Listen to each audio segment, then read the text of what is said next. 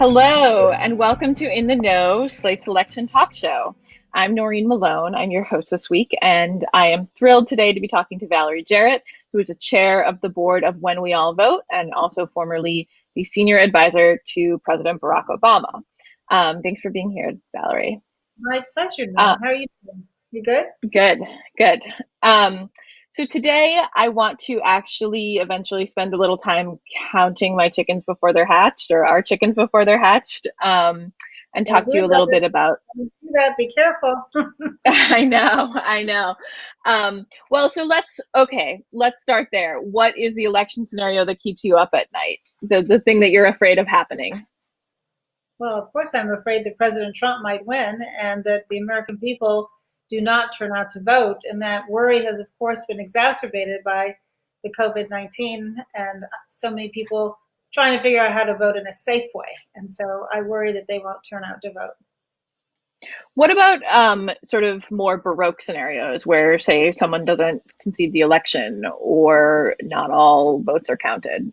Well, this is a problem as well. Look, one of the strengths of our democracy is that we've always had smooth transitions of power, that you can run a hard campaign, but when the campaign is over, then you move on. And so it's a little troubling that it's deeply troubling that President Trump has been kind of saber rattling about, well, maybe if he doesn't win, that must mean it was an unfair election.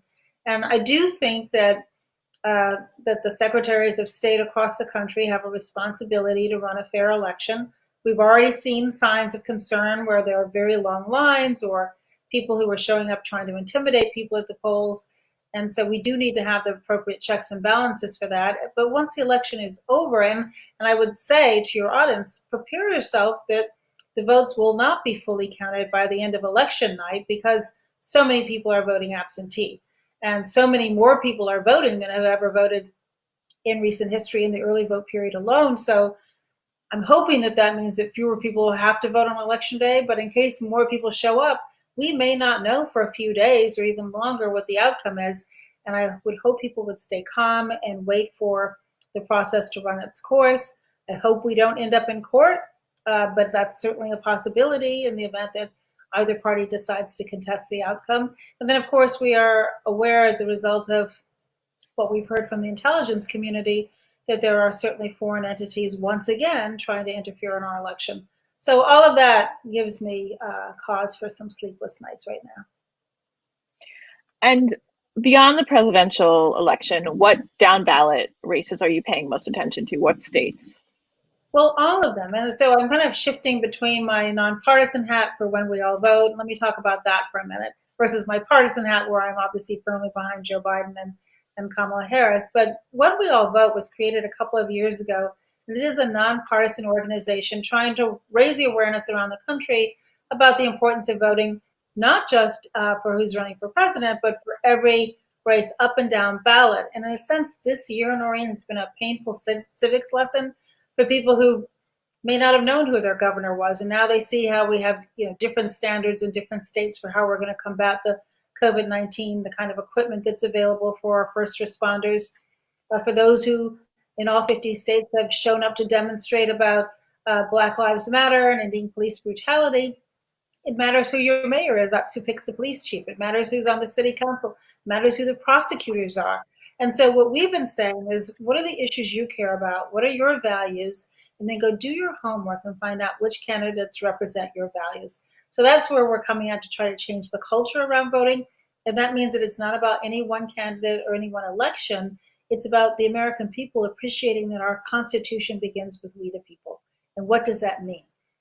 So that's why I think it's really important that everybody vote. Now, putting on my partisan hat, I think that it's important that Vice President Biden, should he become President Biden, that he has a Congress with whom he can work. And having worked in the Obama White House for 8 years, I can tell you how difficult it is when you are up against a party on the other side that isn't willing to come to the table and work with you.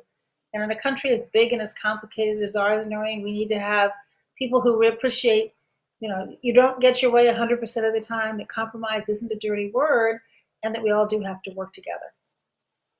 So you talked about working with, a Republican led Congress. What are some strategies that the Obama administration learned for dealing with that, um, Well, I that think might potentially be of use to a Biden administration? Well, I think the biggest strategy is that you have to stay in close touch with the American people and encourage them to put pressure on our elected representatives. I can give you a very painful example of where that did not work for us, is that around the issue of reducing gun violence. We tried mightily in the wake of Sandy Hook to get the Republicans in Congress to take even the most sensible steps to keep guns out of the hands of people who are a threat to themselves or to somebody else, and to close the background check loophole. Now, if you look at polling, 90% of the American people agreed with that. But we tried to move so quickly before the press and the public moved away that there wasn't enough time for the American people to put pressure on their elected representatives. And so I think that the best strategy going forward is to recognize you can't just look at polling and see where the pulse of the people might be. The people have to put pressure on their elected representatives. And that's the only way they move forward. I mean, right now, one of the debates is over the Affordable Care Act, and the Supreme Court, we know, is going to hear the case coming up. This will be the third attempt that the Republicans have made to repeal the health care plan that enables people to get health insurance affordably. But the only reason why it was not successfully repealed once President Trump took office and the Republicans had control of the House and the Senate is because people showed up at town halls and they objected to taking away their protections for pre-existing conditions or insurance that they finally had for the first time, or women having preventive care, young people staying on their parents' plans until they were 26. All of this came up at the public hearings that Republicans had when they went back to their districts or their states. That's how you keep the pressure up and make change happen. So, talking about healthcare, let's assume that the most important thing we can do in the healthcare realm, to help the economy and also the American healthcare system, is to stop the virus. Let's also assume in this scenario that there's a plan for that and that it will happen. But you still have, as you said, a Supreme Court that could overturn the ACA. You still have the problem of rural hospitals going out of business, of more people uninsured than there were 4 years ago. So, what is the first concrete step that you think a Biden executive branch should take? And then what is the first concrete step that you think Congress should take?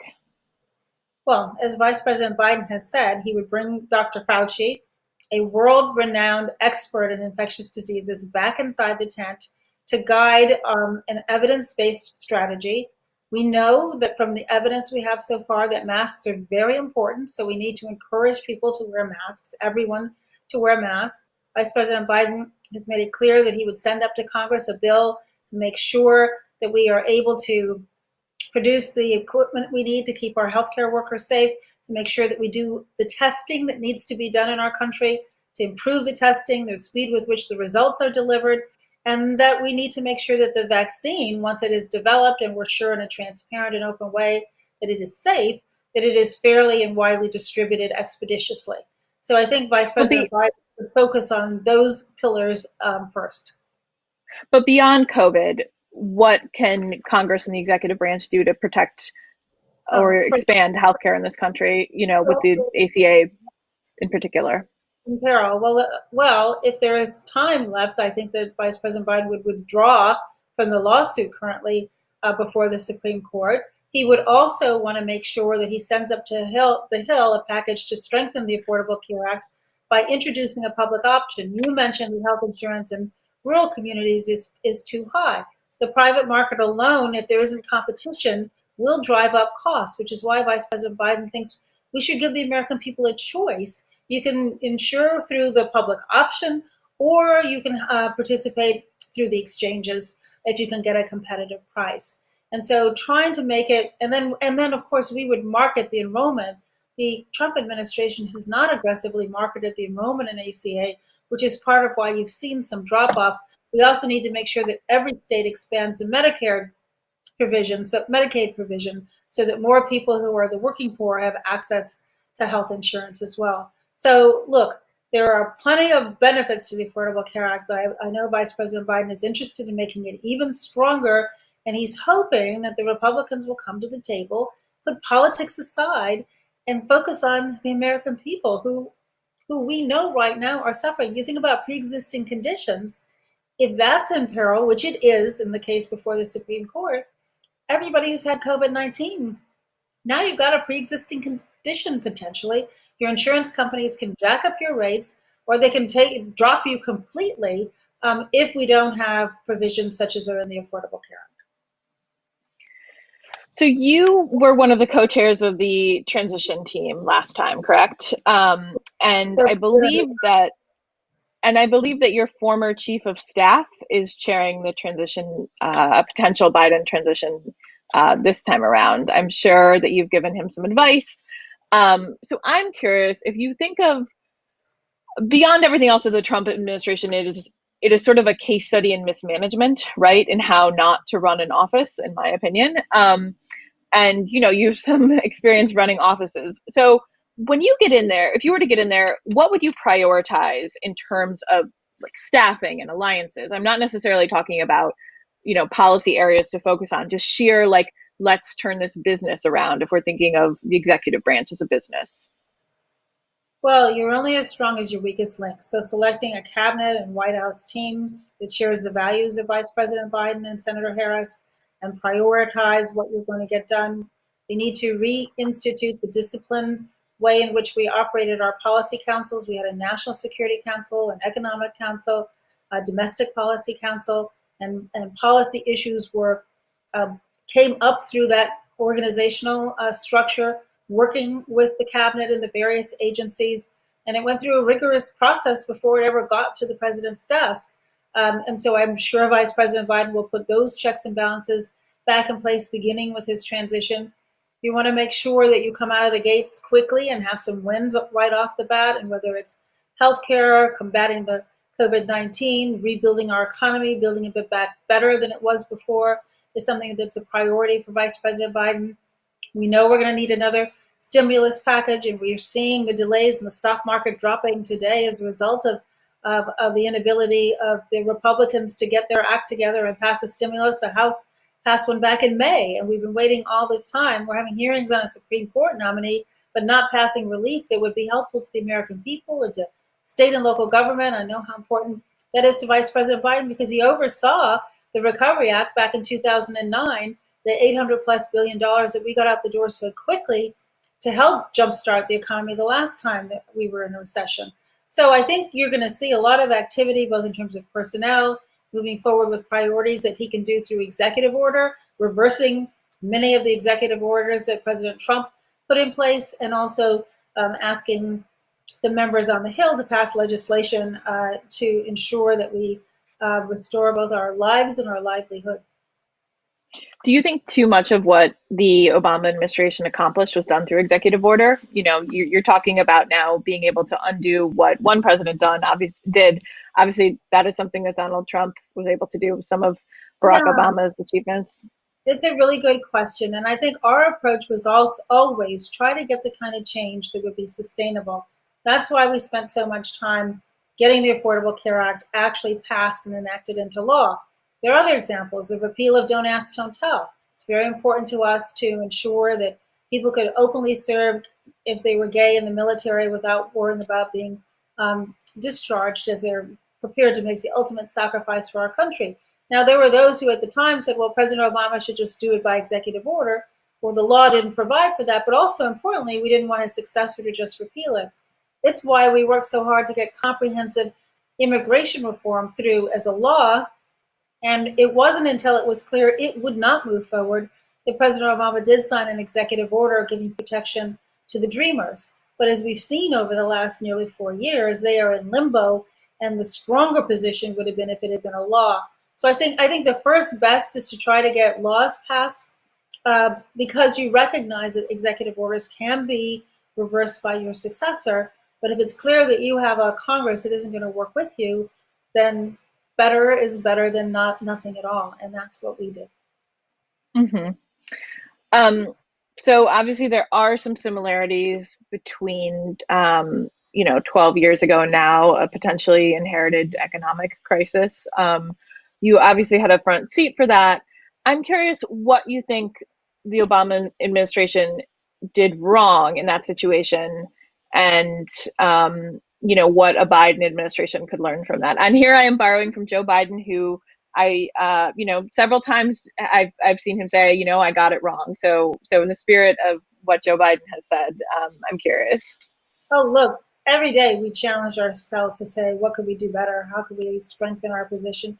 I'll tell you one thing that in the very beginning, I cannot even explain to you how terrifying it was to walk into a situation where our big banks were on the verge of collapse. The automobile industry was teetering in the brink of bankruptcy. Two of the automobile companies were in bankruptcy. We had two wars underway. Millions of people were losing their jobs and their homes.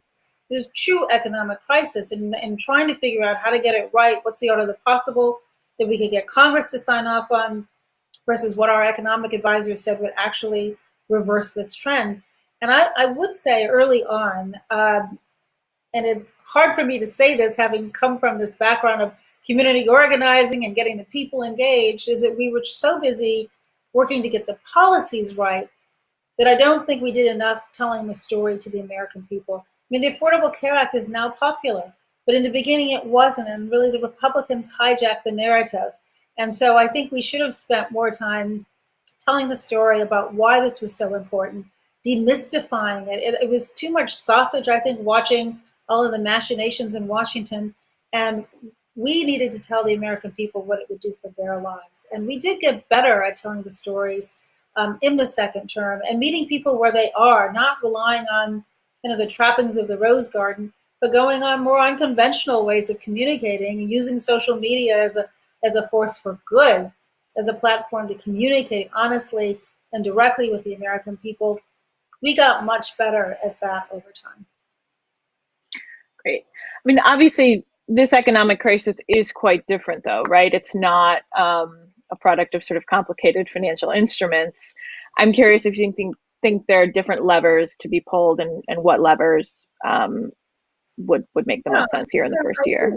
Well, so last time we really had to shore up the banks, knowing that if the large banks collapse, the ripple effect on our economy would be devastating. But we also passed the Dodd-Frank bill, which was intended to put in rules of the road to ensure that large banks did not take risks with other people's money, that they kept their liquidity and their capital at a certain level. And frankly, that's why I think one of the reasons the economy is doing as well as it is today in the midst of this global pandemic, where so many people have lost their jobs, because the large banks are stable right now. I think coming back, we have to figure out, how do we get people back to work? And we have to, that means we can't give up on tackling this COVID-19 virus the way the chief of staff of the president, Mr. Meadows, said yesterday. There are countries all over the world who figured this out, who've contained the virus.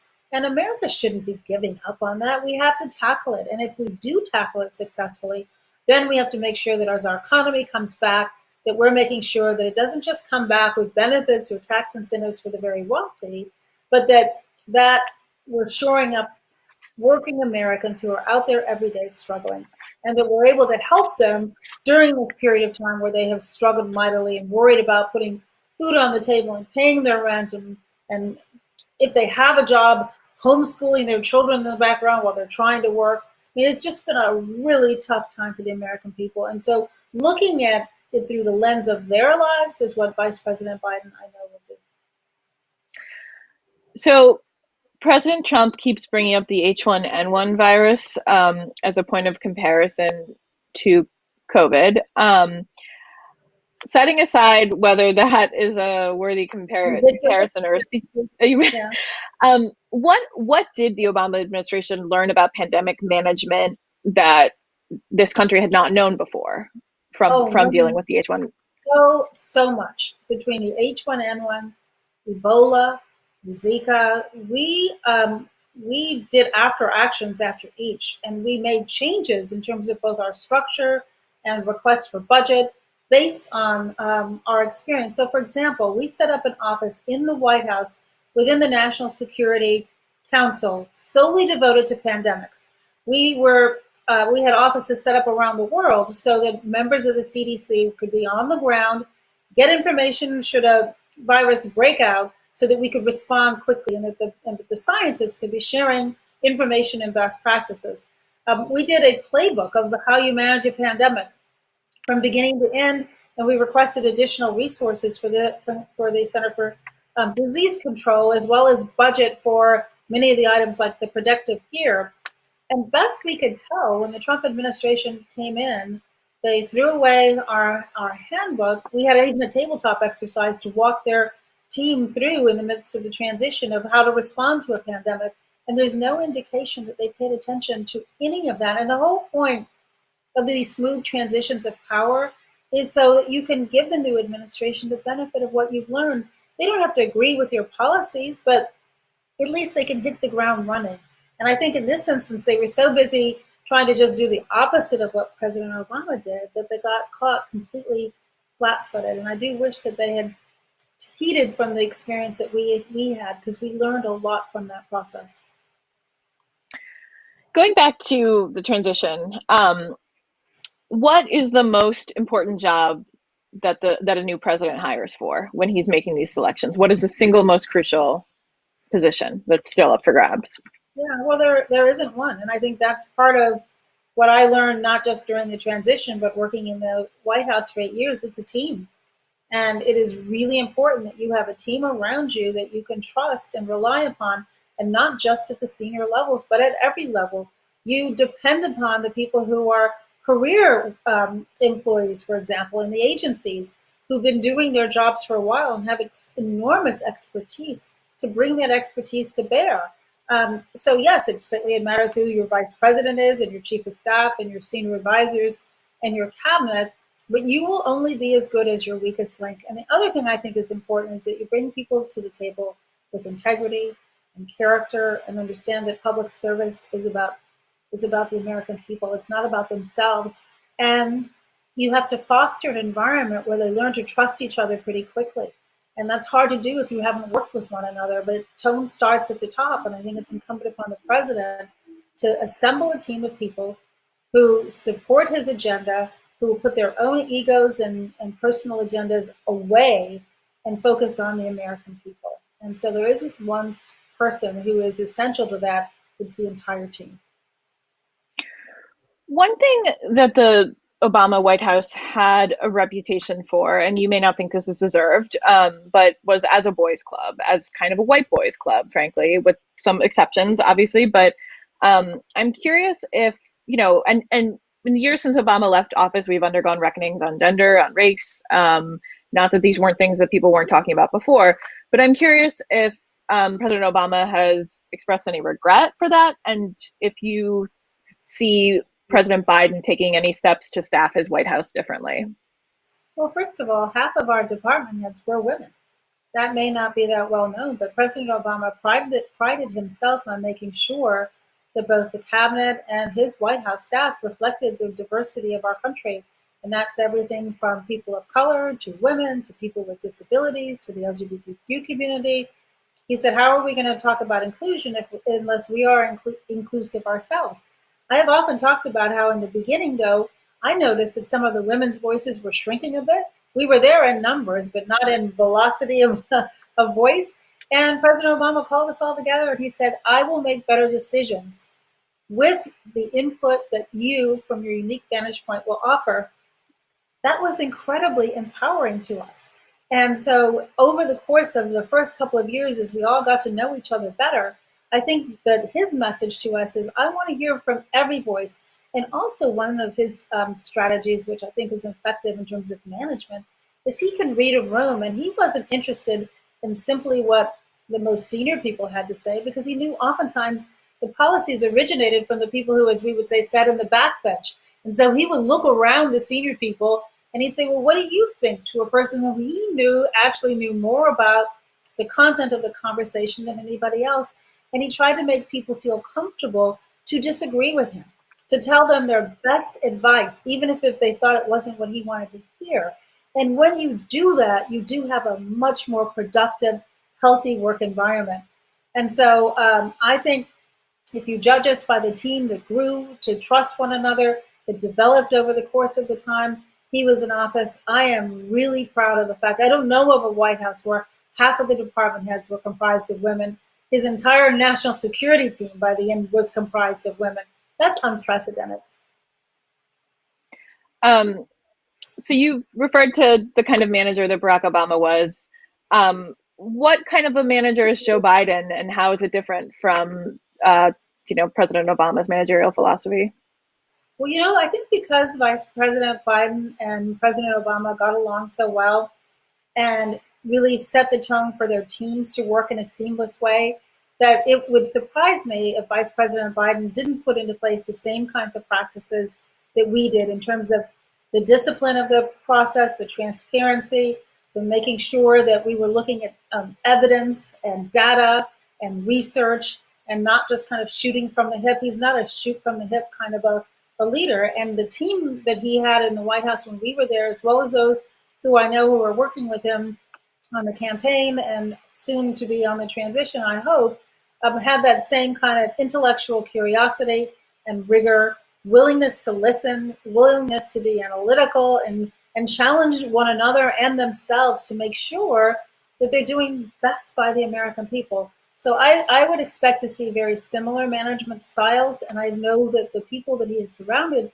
himself with are as bright and as competent and as experienced, with character and integrity and a sense of empathy for how hard life is right now for American families all across our country. And it is with that spirit that I know that they'll approach their job from day one. So the civil service has been gutted. America's standing in the world is diminished. Um, Bill Clinton played a role as a special diplomatic envoy during the Obama administration. Do you think that either or both of the Obamas would consider taking such a role on in a potential Biden administration? I don't know. It depends on the circumstances. I remember after the earthquake in Haiti, and President Obama called both President Clinton and President George W. Bush and asked them to co-chair the Haiti Relief Fund.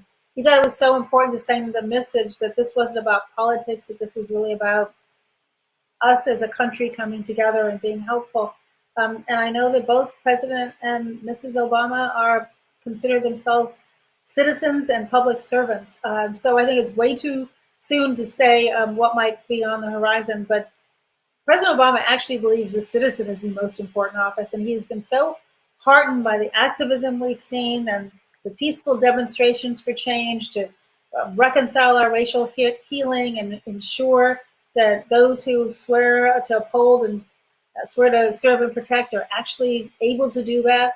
Um, and I think that activism is something that his commitment through the Obama Foundation is intended to foster, creating a platform to really teach the next generation how to be forces for good, how to go back to their own communities and be helpful. He's often said that if he can help create like a million Michelle and Barack Obamas, then his work is done. And I know how much both of them look forward to helping the next generation and to turn the baton over and to say it's now you are the change that we've been waiting for. That's the moment that I think we'll celebrate. Last question. You published a memoir, I think a year ago. Michelle Obama obviously published a memoir. I read the New Yorker today and I learned that only half of Barack Obama's memoir is coming out, that there is going to be a second volume. Do you guys ever hold that over his head? Is there a little friendly competition there? What's the deal? Why can't he finish? No, listen, he has a lot to say. I think his presidency was historic. And look, I was one of the people who said, don't leave anything on the cutting room floor, because if you don't tell that story, it doesn't get told. And 10, 20, 50, 100 years from now, I think the story of Barack Obama's presidency will be one that is still very relevant in our history books. So he took his time, he got it right, and he's looking forward to the first volume coming out. And I think when the second volume comes out, there'll be just as much interest in it as well. So no competition. He was the only one. Do you think there'll be a third volume, or do you think he'll cut it off at two? Well, he's a really good writer, and he enjoys the process. It's hard, but I think he obviously this is now his third book. So I wouldn't say that the next volume will be the last. And he's still a relatively young man, so he has a lot more life to live, and no doubt more to say. Great. Thank you so much for taking the time to talk to us today, Valerie. And thank you to everyone who tuned in at home. Please come back next week for the last In the Know before the election. This show is produced by Faith Smith and Britt Pulley. From all of us, take care. Take care. Bye-bye.